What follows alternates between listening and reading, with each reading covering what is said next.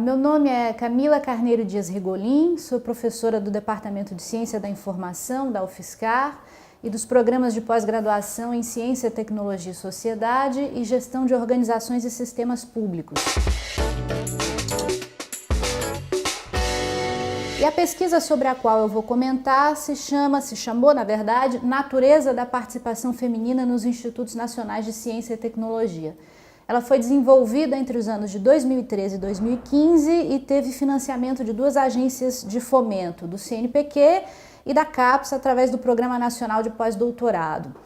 Bom, essa pesquisa, ela se filia a um campo de estudos, que são os estudos sociais da ciência e tecnologia, com o qual eu trabalho, e mais especificamente a uma temática dentro dos estudos sociais de ciência e tecnologia, que é a investigação da dimensão gênero na ciência, né? O que significa a dimensão gênero na ciência? Então, na verdade, os estudos sobre gênero e ciência, eles remontam a mais de 40 anos e hoje já constituem, digamos, uma comunidade científica relativamente institucionalizada. O que é que a pesquisa sobre a participação das mulheres nos INCTs identificou? Então, em primeiro lugar, cabe explicar o que são os INCTs, né?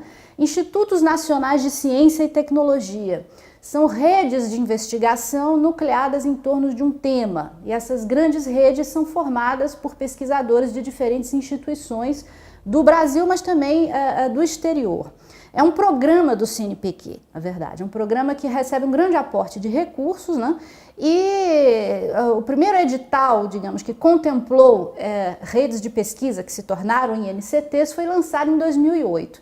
E naquela ocasião, nós observamos que dos 122 projetos aprovados, ou seja, das 122 propostas que se tornaram INCTs com financiamento do CNPq, apenas 18 eram liderados por mulheres. Então isso já demonstrava um forte indicativo, por exemplo, de segregação hierárquica, né? Porque se líder de INCT é de alguma maneira ocupar uma posição na elite científica, então a presença de mulheres, né, nessa elite científica era bastante restrita. E foi a partir daí que surgiu o nosso interesse para a realização dessa pesquisa.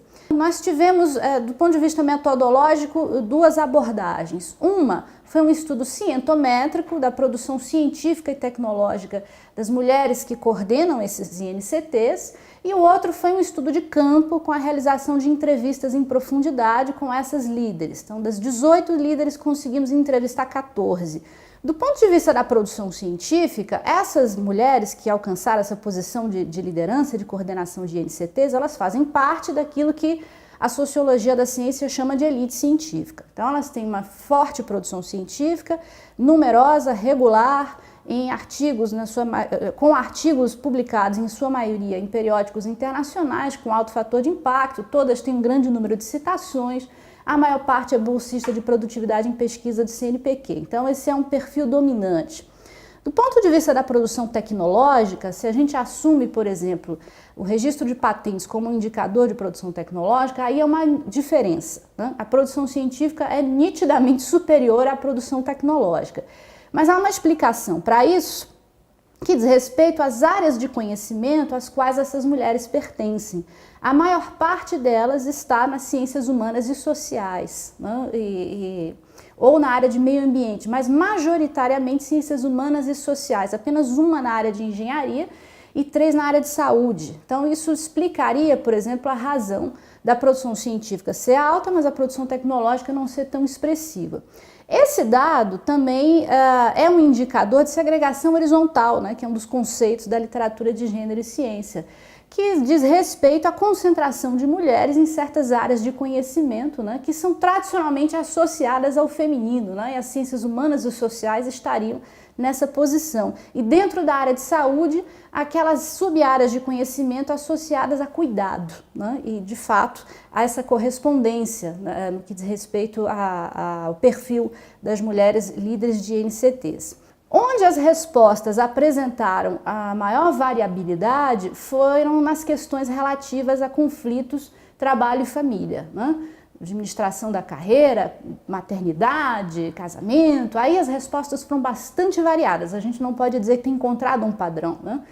Houve pesquisadoras, por exemplo, mais sêniores, né, que relataram que acham que esse aspecto é muito mais difícil para as jovens pesquisadoras que estão ingressando agora na carreira científica do que foi para elas, né? Isso porque os critérios de avaliação da produção científica nas universidades brasileiras, eles subiram bastante, né? Ou seja, o sistema de pós-graduação no Brasil amadureceu, há todo um sistema de avaliação da pós-graduação.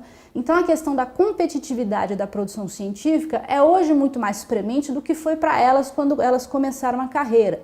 Por outro lado, houve outra pesquisadora que deu um depoimento na direção completamente oposta, né? Que ela sentiu a pressão do conflito trabalho e família, já mais, digamos, no estágio mais sênior da sua carreira, porque nesse momento foi cobrado dela, por parte da família, a questão do cuidado parental, né? Assumir o cuidado com os pais idosos. E ela deu um depoimento bastante interessante e muito categórico no que diz respeito a essa associação da tarefa do cuidado com o feminino, né? E, enfim, então isso mostra também que, ainda que existam padrões nos perfis dessas mulheres, né, em questões específicas como essa do conflito trabalho e família, há uma diversidade de depoimentos, de percepções e de experiências, né, no que diz respeito a como cada uma viveu ou vive essa dimensão.